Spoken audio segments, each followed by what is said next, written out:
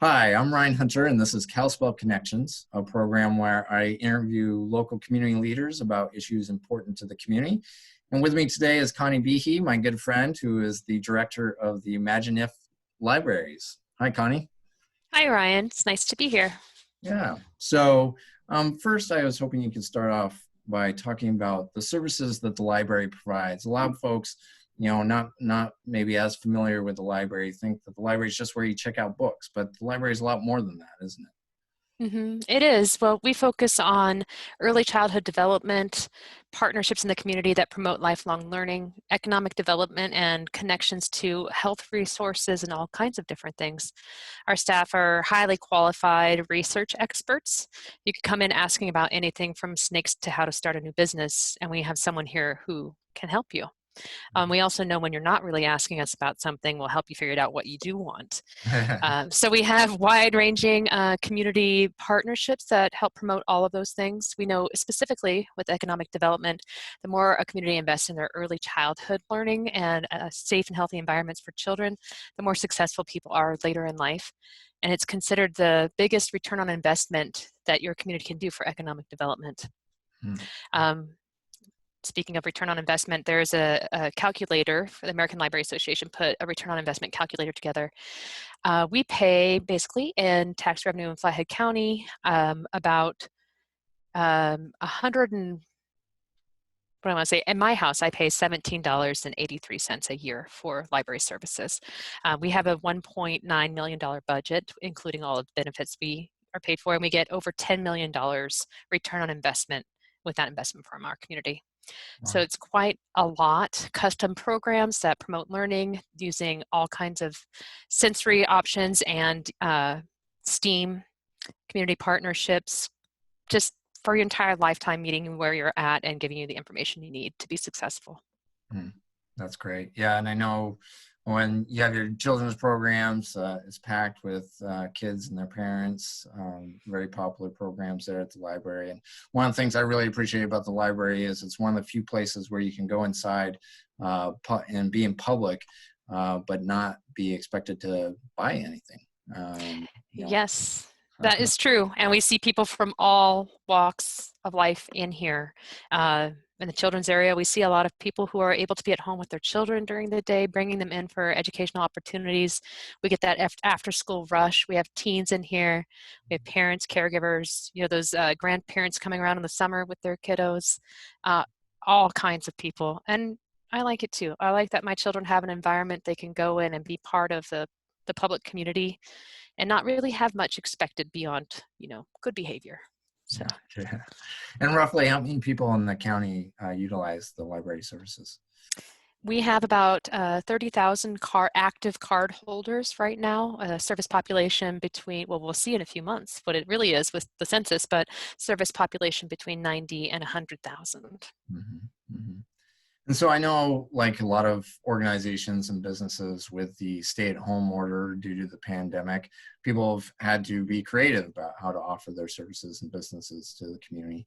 You've had to do the same thing. Can you tell us about how you've really innovated in providing your service during the stay-at-home order? Yes, well, we have a very tech-savvy team overall because we always need to stay abreast of what's happening so that we can help teach and guide people when they come in with their different devices or services they're trying out.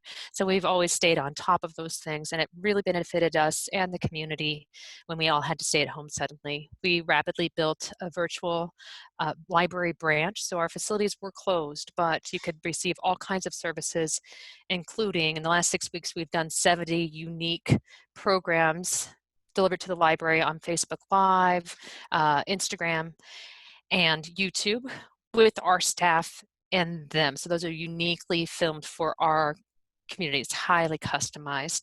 We also expanded our digital collections. Right now, I'm super excited. We just started offering Hoopla, which is an online platform, 750,000 titles. You don't have to wait in line. That's a real game changer for us with the digital materials. You can go online and get a library card and start using it instantly. So I that just is signed up huge. for it, by the way. Hoopla, yeah, it's Yes, yeah. so it's really great. We still have our other service to Montana Library to Go, which is a statewide consortium. We couldn't have the breadth of materials we do if we didn't go in with other libraries. But we'll soon have LinkedIn or Linda Learning, so that is you can sign up and get all kinds of professional level training. That will be specifically important as we look to how to reopen and people have had to change jobs or don't have jobs right now. They can gain new skills, and also we can help them figure out, navigate the benefits that they need to apply for, things like that. So Mhm. we changed rapidly to an online environment and continue to produce a high number of high quality programs for people. We have partnerships with schools and caregivers who are suddenly teachers at home. We reach out to public, private, and homeschooling parents on the regular, but during this time we provided custom reference services to those folks. So you try to make sense of all the things that kids needed to learn at home. We also did things like provided tech support for the Flathead COVID emergency shelter. We loaned them a Wi-Fi jetpack, set up desktop computers for them, got print materials into their hands. We are working on early literacy kits that will still go to families at home with the K through 5 office here. We're working with the Agency on Aging in My Glacier Village to sort out how we can get materials to seniors who are at home and will continue to be home for a good while longer.